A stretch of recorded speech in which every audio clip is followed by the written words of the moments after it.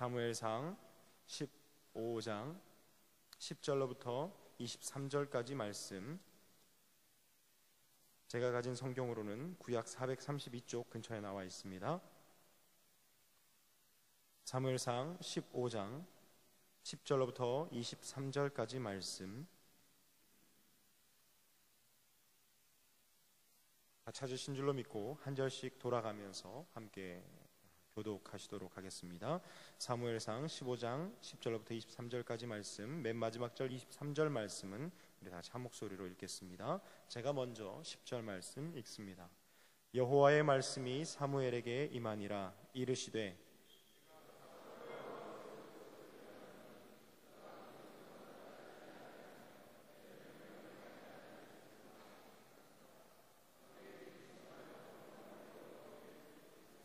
사무엘이 사울을 만나려고 아침에 일찍이 일어났더니 어떤 사람이 사무엘에게 말하여 이르되 사울이 갈멜에 이르러 자기를 위하여 기념비를 세우고 발길을 돌려 길갈로 내려갔다 하는지라.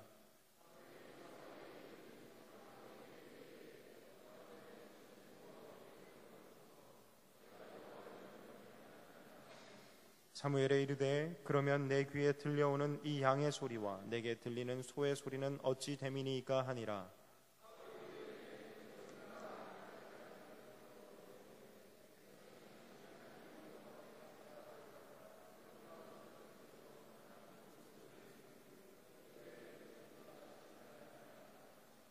사무엘이 사울에게 이르되 가만히 계시옵소서. 간밤에 여호와께서 내게 이르신 것을 왕에게 말하리이다 하니 그가 이르되 말씀하소서.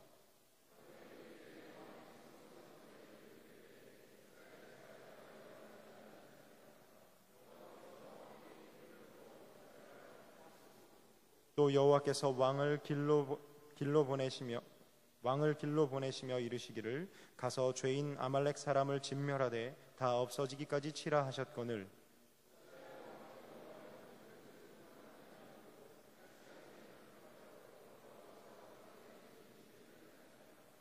사울이 사무엘에게 이르되 나는 실로 여호와의 목소리를 청종하여 여호와께서 보내신 길로 가서 아말렉 왕 아각을 끌어왔고 아말렉 사람들을 진멸하였으나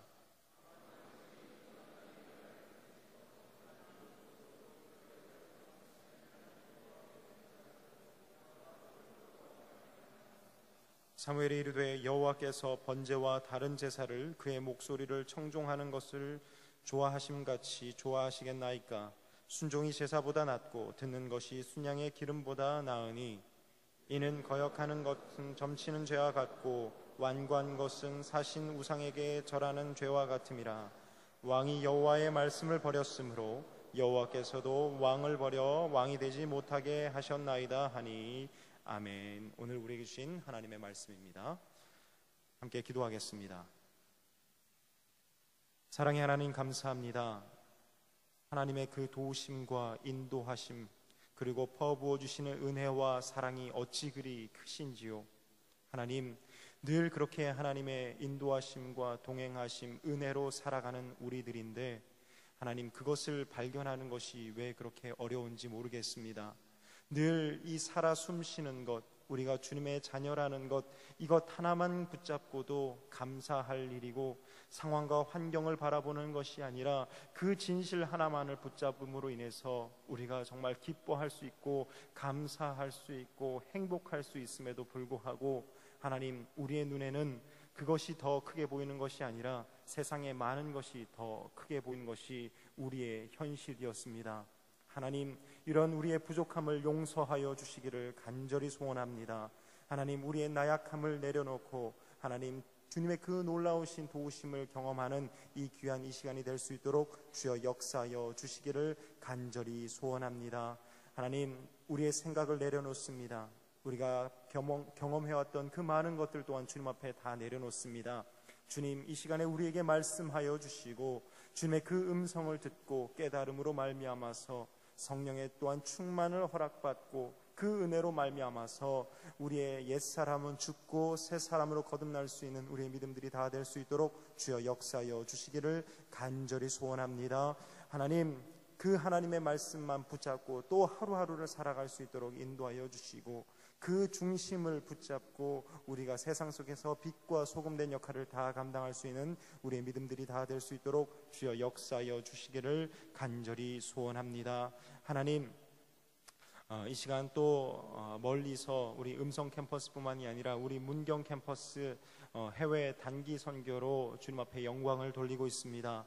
어떤 곳에서 어떤 사명대로 주신 그 길을 걸어가고 있는지 이곳에서는 알 바 없으나 주님께서 그곳에서도 함께하여 주시고 동행하여 주시고 인도하여 주시며 새 힘을 더하여 주시며 그 주님께서 능력의 오른손으로 붙잡아 주시는 줄로 믿사오니 아버지께서 허락하신 그 사명을 기쁨으로 잘 감당할 수 있도록 인도하여 주시기를 간절히 소원합니다. 사랑으로 섬길 수 있는 마음을 허락하여 주시고 아버지 또 원하신다면 지혜와 지식도 허락하여 주시어서 이 모든 일들을 능히 감당할 수 있도록 주님 붙잡아 주십시오. 사람의 생각과 욕심으로 이 모든 일들을 행하는 것이 아니라 주님의 마음으로 주님께서 기뻐하시는 일을 위해 주님의 영광을 위해 주님의 나라를 위해 이 모든 일들을 감당할 수 있도록 주여 역사하여 주시기를 간절히 소원합니다. 아버지 또한 우리 학교에서도 많은 캠프들이 진행이 되고 있고 또 진행이 될 것이며 또한 각양각색의 모습으로 주님 앞에 영광 돌리기 위해서 애쓰고 노력하는 우리 리더십들 그리고 우리 교사들 아버지 도처에 있습니다. 하나님 그들에게 함께하여 주시기를 간절히 소원합니다. 하나님의 그 능력의 손으로 붙잡아 주시고 피곤치 않고 곤비치 않도록 인도하여 주시고 때로는 실족하여 잠시 머물러 설지도 모르겠으나 그때마다 주님을 붙잡고 다시 일어서서 다름질쳐 이 땅에 주님의 나라가 확장되는 데 초석이 될 수 있는 우리 모든 지체들이 다 될 수 있도록 주여 역사하여 주시기를 간절히 소원합니다. 나의 한 사람의 잘됨을 위해서 아버지 이 어려움을 당하는 것이 아니라 정말 주님의 나라를 위해서 주님의 일들을 위해서 애쓰고 노력할 수 있는 우리 모든 지체들이 다 될 수 있도록 주여 역사하여 주시기를 간절히 소원합니다. 말씀을 들고 단위에 서실 이신구 목사님 주님 기억하여 주시고 말씀에 두루마기를 입혀주시고 능력의 장중에 거하게 하여 주시어서 말씀이 선포되어질 때에 잘 박힌 목과 같이 우리의 마음속에 우리의 심령 골수를 쪼개고 우리의 마음속에 잘 박혀서 그 말씀대로 살아갈 수 있는 그 놀라운 말씀의 시간이 될 수 있도록 주여 역사하여 주시기를 간절히 소원합니다. 주께서 이 시간 함께하여 주실 줄 믿사오며 사랑이 많으신 예수 그리스도 이름으로 간절히 기도합니다. 아멘.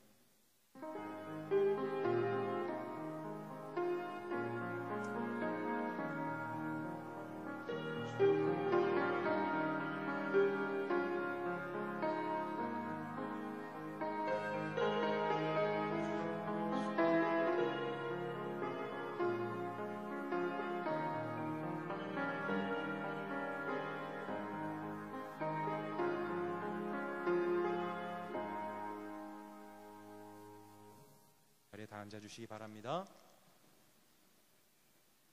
이 시간에는 여러분들과 제가 교독한 사무엘상 15장 10절로부터 23절까지 말씀을 가지고 이신구 목사님 나와주셔서 순종이라는 말씀의 제목을 들고 말씀을 선포하실 때 큰 은혜의 시간이 되시기를 간절히 소원합니다.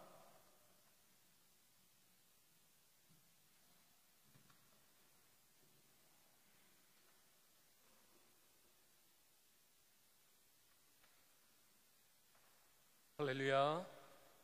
네, 우리가 학기 중이라면 아름다운 목소리에 성가대가 하나님께 영광의 찬송을 올려드렸을 때 방학 기간이라 성가대가 없는 관계로 설교 시간이 길어질 수밖에 없는 그런 상황이라 고민 중에 있습니다만은 여러분께서 동의하신다면 찬송가 305장 우리 한번 부르시고 하나님 말씀 듣기를 원합니다.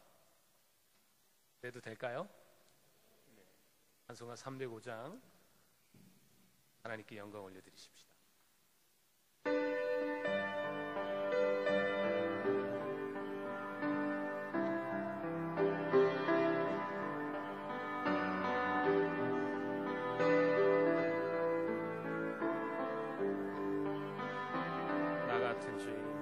나 같은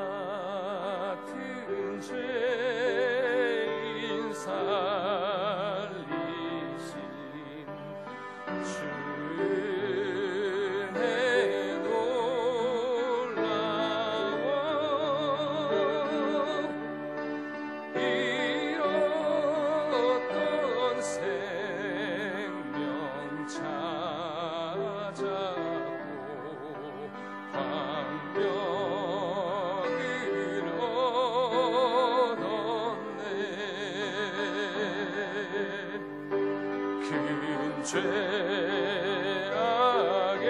죄악에서 건지신 주의 고마워. 나 처음 빚는 그 시간 귀하고 귀하다.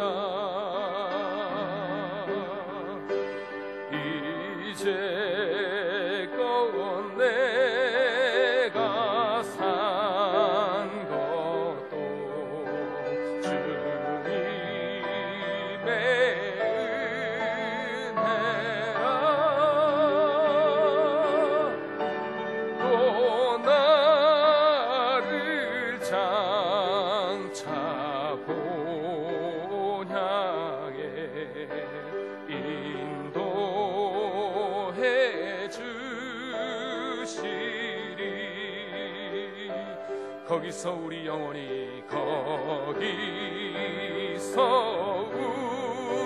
우리 영원히 주님의 은혜로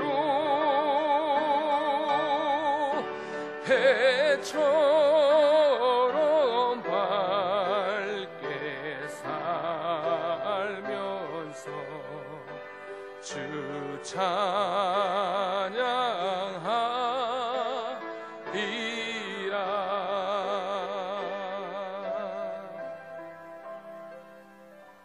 찬양하리라. 할렐루야.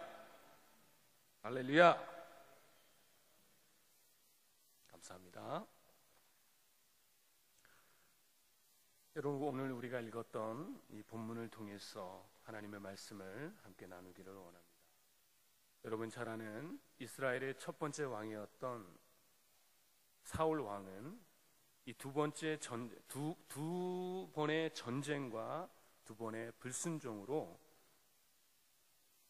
참으로 안타까운 인생을 보낸 왕입니다. 그 첫 번째는 사무엘상 12장에 나오는 블레셋과의 그런 전쟁에서 그 사울이 하나님 앞에 큰 죄를 짓게 됩니다. 그리고 두 번째는 오늘 우리가 읽었던 사무엘상 15장에 나와 있는 이 내용인데요. 이 내용도 역시 아말렉이라는 나라와 전쟁을 통해서 또 그 전쟁 후에 하나님께서 하지 말라고 한, 하나님께서 말씀하신 그 말씀에 100% 순종하지 못하는 그런 모습 가운데 참 이스라엘 역사 가운데 참으로 안타까운 그런 비운의 왕으로 우리가 잘 알려져 있지요. 그런데 여러분, 이 두 가지 전쟁과 또 사울의 이 두 번의 이 불순종은 한 가지 공통점이 있습니다. 그것은 바로 번제에 관한 부분이죠. 그 첫 번째는 블레셋과의 전쟁을 앞두고 이 사울이 이스라엘의 왕이 된 지 2년이 지났을 때에 이제 블레셋과의 그 전쟁을 하게 되는데, 그 전쟁에서 적군의 그런 군사력과 또 아군, 자기의 그 이스라엘 군사들의 그 흩어지는 그 마음을 보고, 또 실제로는 그 적군의 블레셋 군대의 그 전력에 너무나 두려워서 이스라엘 백성들이 막 뿔뿔이 도망가거나 하는 그런 일들도 있었는데, 그런 모습을 보면서 그가 한 가지 큰 죄를 짓게 되지요. 성경에 보니까 이 사울이 블레셋 군사, 그리고 자신의 군사들이 뿔뿔이 흩어지고, 또 사무엘이, 그 당시에 영적 지도자였던 이 사무엘이 약속한 시간대로 그곳에 오지 않는 그런 모습을 보면서 이 사울은 상당히 두려운 마음이 이제 사로잡히게 됩니다. 그리고 그가 왕으로서 해서는 안 될, 다시 말하면 오직 제사장만이 할 수 있고 또 해야 하는 그 번제를 본인이 직접 집례하는 그런 정말 돌이킬 수 없는 그런 범죄를 이 사울 왕이 저지르게 되죠. 그리고 두 번째 전쟁도 마찬가지입니다. 두 번째 아말렉과의 전쟁에서 하나님께서 그 전쟁을 이스라엘 백성들에게 붙이셨다. 그리고 그 전쟁에 나가서 싸워 승리하게 해주실 거라는 약속을 하셨고, 싸워서 승리를 하게 되면 거기서 많은 그런 그 전리품들, 그런 것들을 이제 걷게 될 텐데, 그 중에서 단 그 어떠한 것도 단 하나도 너희들이 걷어오지 말아라. 심지어는 모든 것들 다 살아있는 것들은 죽이고 불태워버려라 라고 하나님께서 분명히 말씀을 하셨는데, 사울이 그 하나님의 말씀에 순종하지 않는 그런 모습을 보이는데, 그의 고백이 그렇습니다. 우리가 읽었던 본문의 내용과 같이 저는 하나님의 말씀을 다 지켰습니다. 저는 하나님의 말씀을 다 지켰는데, 다만 우리의 백성들이 하나님께 드리고자 하는 그 예물로, 하나님께 번제할 때 사용될 그 양과 소, 그 중에서도 아주 좋은 것들만 하나님께 예배하기 위해서 남겨둔 것 빼고는 다 죽였습니다 라고 얘기를 하면서, 두 번째 본인이 지었던 죄 역시도, 불순종 역시도 이 예배, 번제, 제사와 관련이 있는 그런 죄를 짓게 되죠. 우리가 분명히 알아야 할 것은 성경을 통해서 레위기나 그리고 또 출애굽기 29장 이후에 하나님께서 말씀하신 그 내용들을 통해서 우리가 알고 있는 것은, 구약시대 때 하나님 앞에 드려지는 제사와 예배, 번제는 오직 아론과 그의 자손들, 다시 말하면 레위 지파 제사장들만 하나님께 번제를 집례할 수 있었던 것이죠.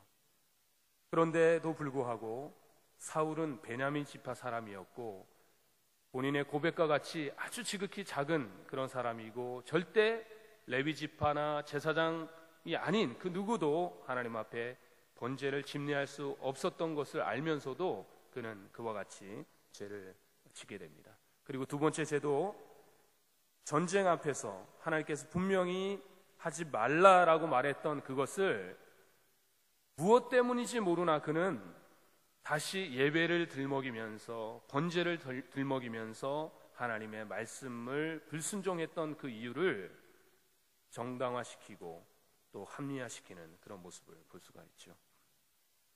하나님께서 우리에게 구약시대의 번제라는 제도를 만드신 것도, 또 오늘날 우리가 예배라는 제도를 만드신 것도 사실은 하나님이 인간과 아주 깊은 교제와 만남을 위해서 만드신 그런 훌륭한 제도입니다. 그런데 그 훌륭한 제도임에도 불구하고 그 예배가 하나님이 원하시는 원칙과 방법대로 되지 않았을 때에 그 예배로 말미암아 인생이 망할 수도 있다라는 것을 우리가 생각해 본다면, 오늘날 이 시대를 살아가는 저와 여러분들이 예배에 임하는 마음가짐과 태도가 어찌하여야 하겠냐에 대한 부분을 아주 깊이 있게 상기하는 그런 내용이다 볼 수가 있습니다. 여러분, 사실 사울이 처음부터 하나님 앞에 그런 불순종한 사람은 아닙니다. 우리가 잘 알듯이 사무엘상 9장 이후의 내용을 보면, 처음 사무엘이 하나님의 명령을 듣고 너는 기스라는 그 집에 찾아가서 그의 아들인 사울이라는 자에게 이스라엘의 초대 왕으로 기름 부어라 라는 그 명령을 듣고 사무엘이 사울을 처음 만났을 때에 사울의 모습은 그 누구보다도 순수한 사람이었고, 그리고 겸손한 사람이었어요. 그리고 용맹한 사람이었습니다. 그가 이렇게 고백합니다. 사무엘이 사울에게 하나님께서 당신에게 기름 부을 것이다 라는 그런 이야기를 듣자 뭐라고 고백하냐면, 어찌 저에게 이런 일이 있을 수 있습니까? 저는 그럴 만한 자격이 없는 사람입니다. 저희 집안은 선생님도 아시다시피 베냐민 지파 사람이고, 여러분, 베냐민 지파는 이스라엘의 12지파 중에 가장 작은 그런 지파였어요. 가장 힘이 많이 없는 그런 지파인데, 그럼에도 그런 고백을 하면서도 또 뭐라고 고백을 하냐면, 그 중에서도 저희 집안은 너무나 부족하고 작은 그런 집안입니다 라고 그렇게 고백을 해요. 그렇게 겸손한 사람이 바로 사울이었죠. 여러분, 사무엘상 9장 1절에 보면 이 사울이 얼마나 이 출중한 외모를 가지고 있는지를 성경은 분명하게 이야기를 하고 있어요. 이스라엘 백성 중에 그와 같이 준수한 자가 없었다라고 얘기할 정도로 외모로 보면 그렇게 잘생긴 사람이 없었던 거예요. 정말 잘생겼고 키도 헐치나니 크고 그리고 몸도 아주 건강한 그런 사람이 바로 사울이었는데, 그런 사람이 자신의 외모를 가시하거나 드러내거나 하지 않고 사무엘이 처음 찾아왔을 때 그가 보였던 그 겸손함은, 그 모습만 본다면 우리도, 오늘날 살아가는 우리들도 참 본받아야 할 그런 모습이 아닌가라고 생각될 정도로 처음 사울의 모습은 참으로 겸손한 그런 사람이었어요. 그뿐만이 아니에요. 사무엘이 사울을 만났을 때에 그 사울이 어떤 환경에 처해 있었냐면 아주 성실한 그런 어떠한 행위를 하고 있을 때인데, 그 아버지 이름이 기스라는 사람이에요. 그 아버지가 어느 날 나귀 한 마리를 잃어버립니다. 성경은 암나귀를 잃어버렸다라고 얘기하는데, 본인이 기르는 그런 가축 중에 나귀는 상당히 그 고가의 그 재산 중에 하나죠. 특히나 암나귀는 너무나 중요한 재산 중에 하나인데, 그 나귀 한 마리를 잃어버린 거예요. 그래서 기스 아버지가 아들 사울을 부릅니다. 사울아, 이리 와봐라. 내 아버지, 내가 기르던 암나귀가 한 마리 잃어버렸는데 너는 사원 한 명을 데리고 가서 이걸 찾아와라. 이렇게 이야기를 하는 거예요. 그래서 알겠습니다 아버지 하고 순종하면서 그 잃어버린 암나귀를 찾기 위해 온 사방을 찾아 헤매는 거예요. 여러분, 만약에 여러분들의 부모님들이 어떤 심부름을 하나 시켰는데 그 당시에는 버스도 없고 택시도 없고 대중교통이 없었을 때고 오직 도보로만 이렇게 걸어갈 수 없는 그런 환경이었는데, 만약에 여러분 부모님들이 여러분들에게 어떤 심부름을 시켰다 한다면 여러분 걸어서 어디까지 걸어가서 부모님의 심부름을 감당할 수 있겠어요? 이 영순면 정도 돌아다닐 수 있겠어요?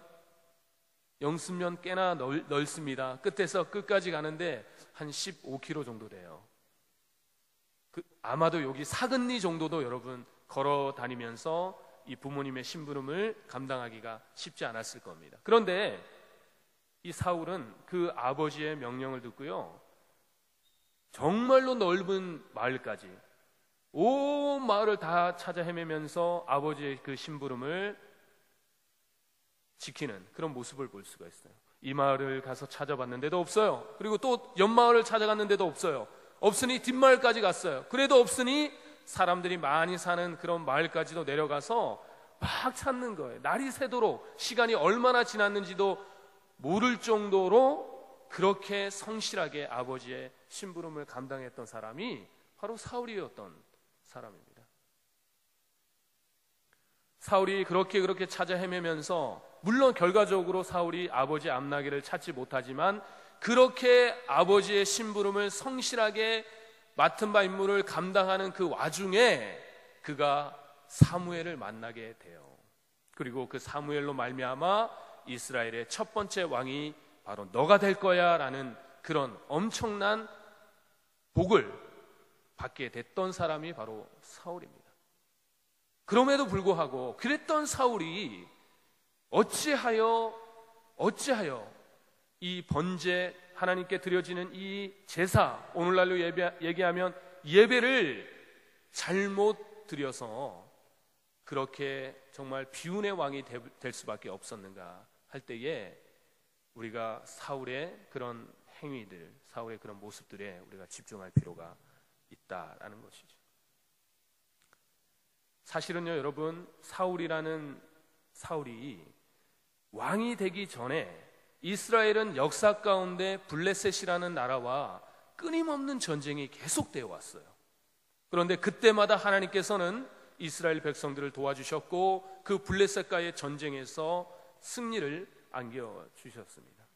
사무엘상 7절에도 사울이 이스라엘의 왕이 되기 전에, 소위 말하면 이스라엘이 왕정 정치가 시작되기 전에 이스라엘 사람들을 다스리고 또 하나님의 말씀을 전했던 사람이 바로 사무엘이었어요.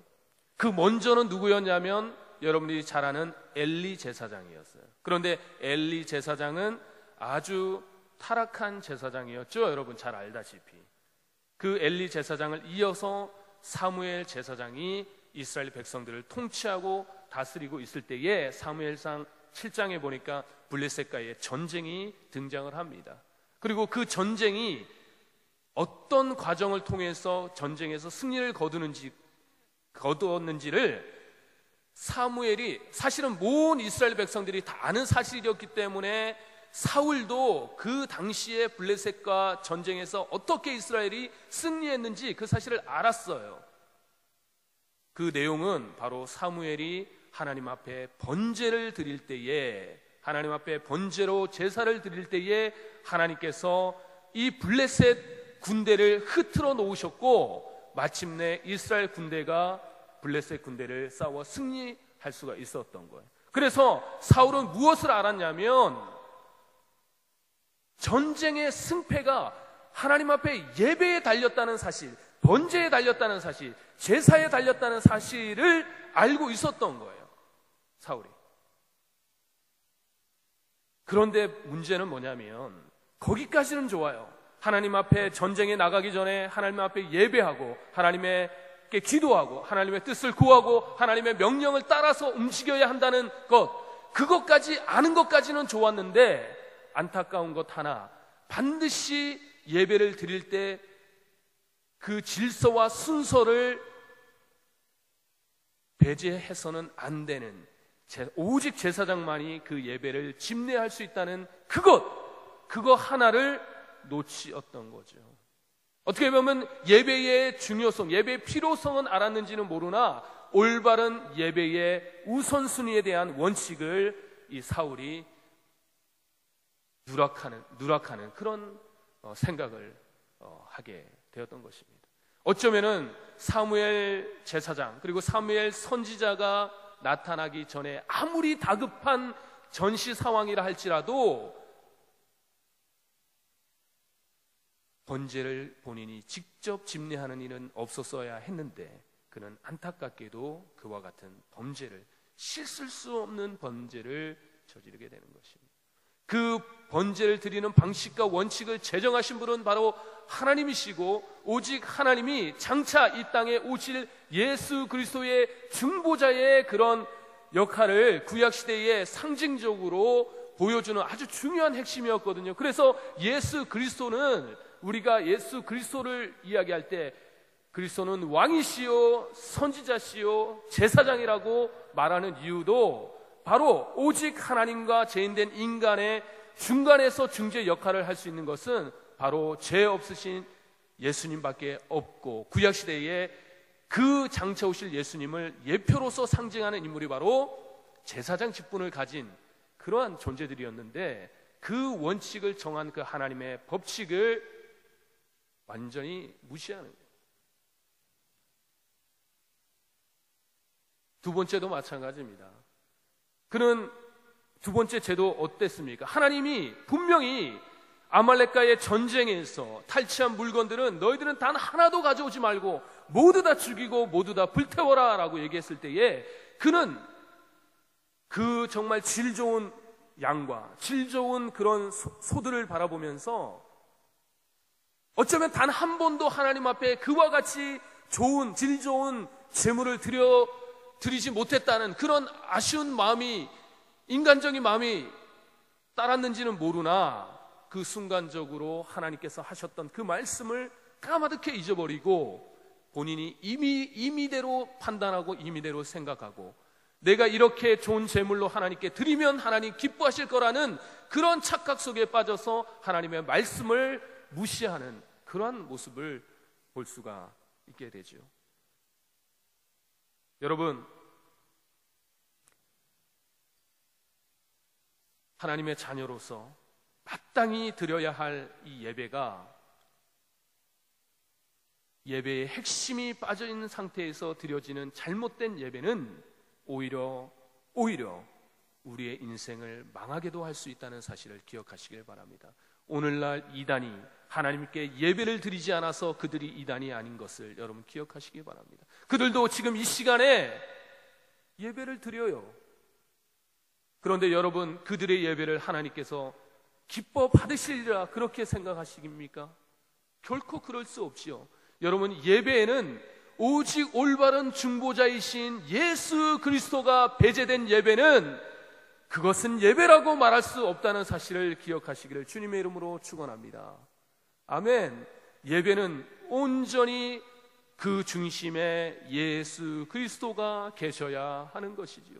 예수 그리스도가 빠진 예배는 예배가 될 수가 없는 것입니다. 그거는 감히 우리가 그걸 가지고 예배라고 말할 수 없는 거예요. 설사 성경을 읽었다 할지라도 그런 것입니다. 그래서 우리 주님이 뭐라고 얘기하십니까?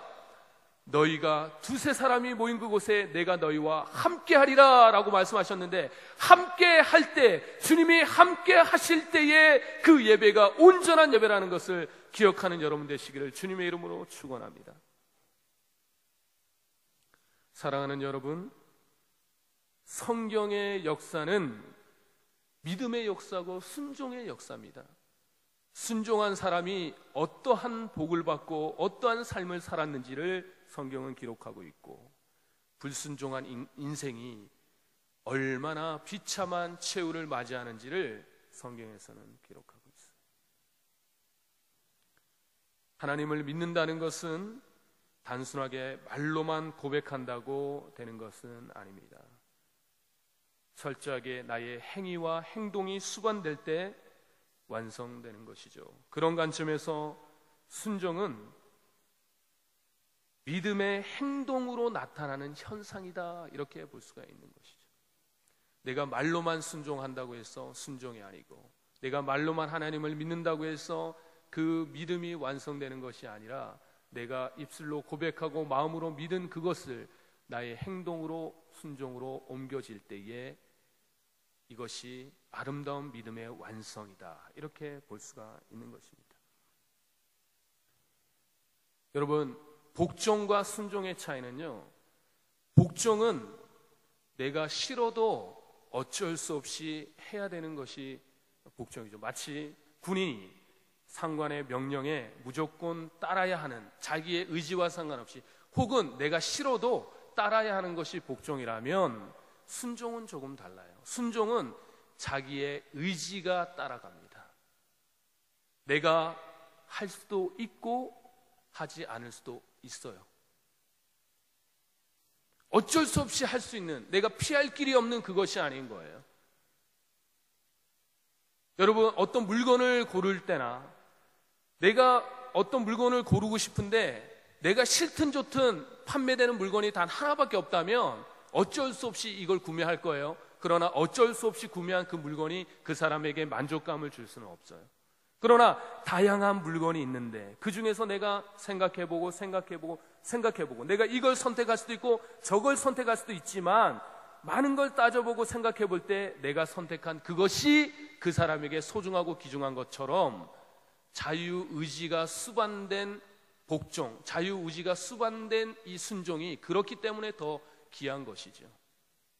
누군가를 나를 사랑한다고 할 때에 나를 사랑할 수밖에 없어서 사랑한다면 그 사랑이 고귀하다라고 볼 수가 없어요. 그 사람이 나를 사랑할 수도 있고 싫어할 수도 있고 사랑하지 않을 수도 있음에도 불구하고, 다시 말하면 내가 사랑을 받을 만한 그 어떠한 조건이 없음에도 불구하고 나를 사랑하고 나를 안아주는 그러한 존재, 그런 존재와의 그런 관계가 더욱더 아름답고 깊이 있는 것처럼, 자유의지가 수반된 이 복종이 그렇기 때문에 더욱 아름답고 그렇기 때문에 더욱 소중하다라는 것입니다.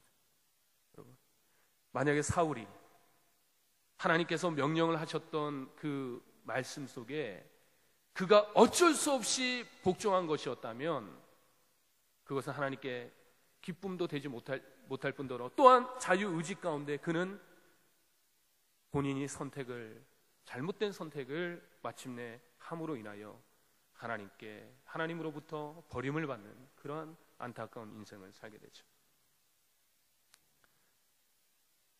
여러분, 아브라함은요, 큰 두 가지 순종으로 인해서 오늘날 우리에게도 믿음의 조상으로 기억되고 있습니다. 그렇죠?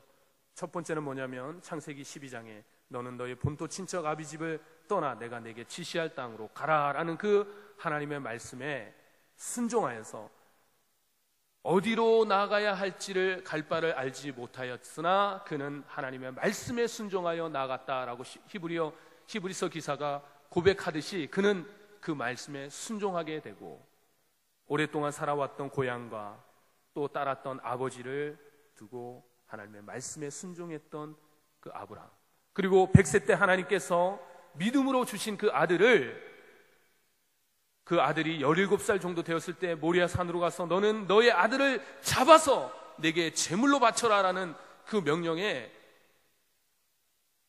순종으로 그 아들을 칼로 내추려고 했던, 정말로 그 말씀에 순종했던 그 순종의 행위로 말미암아 오늘날 우리에게 믿음의 조상으로 기억되고 있습니다.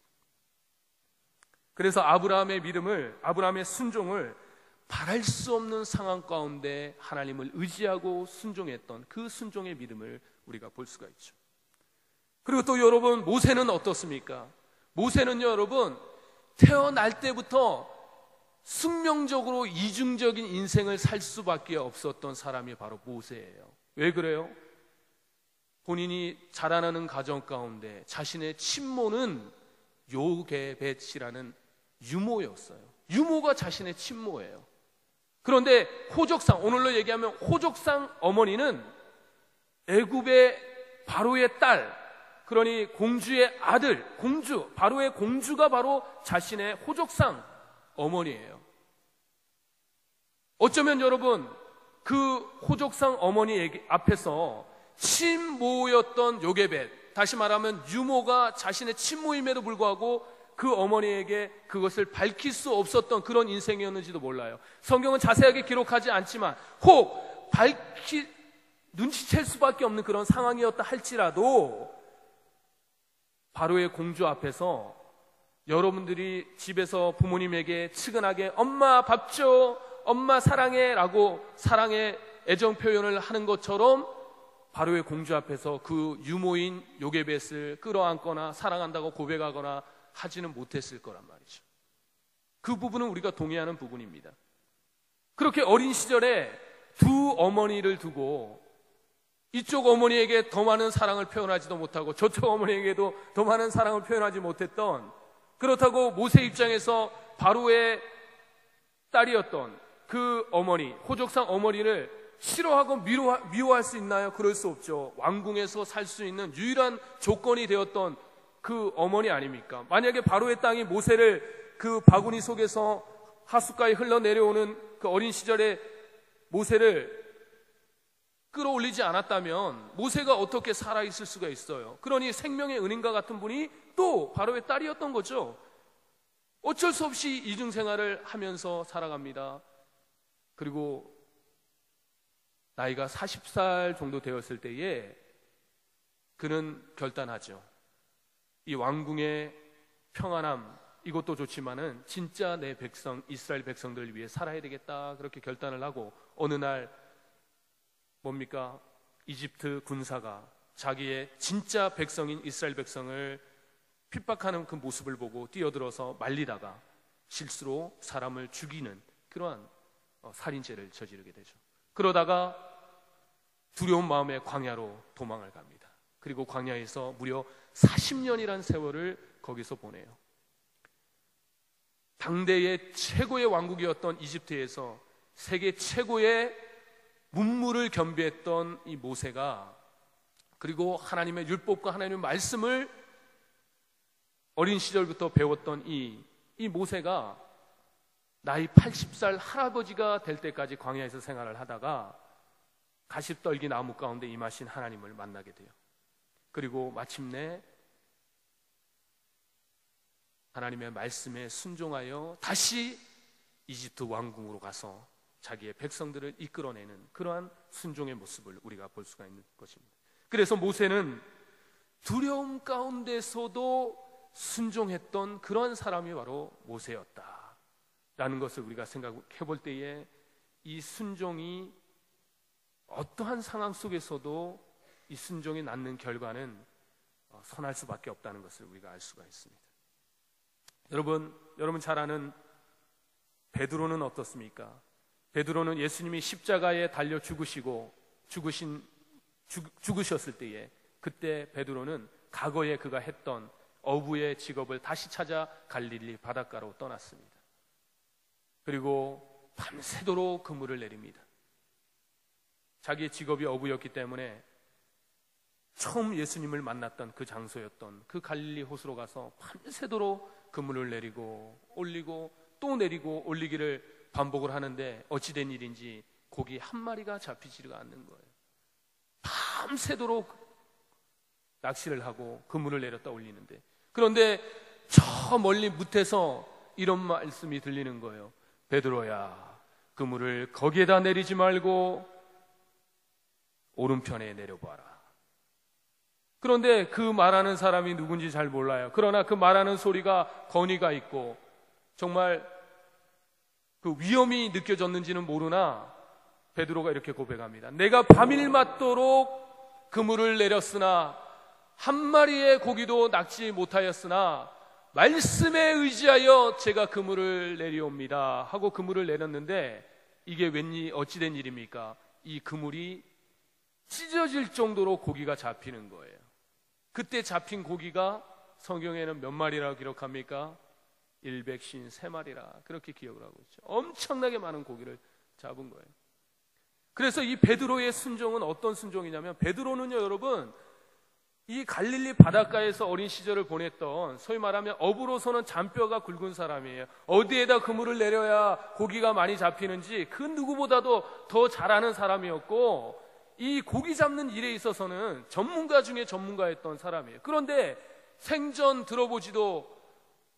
만나보지도 못한 그 사람, 그 말씀, 무엇 때문인지 모르나 그가 고백하기를 말씀에 의지하여 그물을 내린다는 그 고백처럼 그 말씀에 순종하는 그런 모습을 볼 수가 있는 거예요. 그래서 베드로의 순종은 뭐냐면 자기가 지금까지 쌓아왔던 모든 경험과 모든 지식을 뛰어넘는 그런 순종이다라는 것입니다.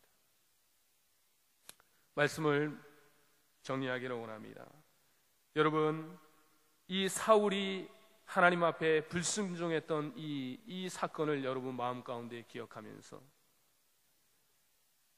여러분 인생이 하나님을 믿는 우리의 인생이 어떠한 삶으로 살아야 할 것인지 교훈을 찾는 여러분 되시기를 바라며, 그리고 아브라함이 바랄 수 없는 가운데 그 고향을 떠나고 그 아들을 바쳤던 그 순종의 모습과 두려움 가운데 정말 모든 것이 자기에게 남은 것이 없다라고 생각했을 그 모세에게 찾아갔을 때 그 하나님의 말씀을 듣고 순종했던 그 모세의 순종과 지금까지 본인이 가지고 있는 모든 지식과 경험들을 다 내려놓고 그 말씀에 순종했던 그 베드로의 순종을 통해서 사랑하는 여러분, 진실로 순종하는 여러분 되시기를 주님의 이름으로 축원합니다. 여러분, 순종은 하나님이 보여주신 비전을 바라보며 믿음으로 행동하는 것입니다. 때로는 하나님께서 우리에게 어려운 것을 요구하세요. 내 생각과 다른 그 길로 인도할 때 우리가 순종하기는 참 어렵습니다. 아무리 생각해도 이것은 아닌 것 같아요.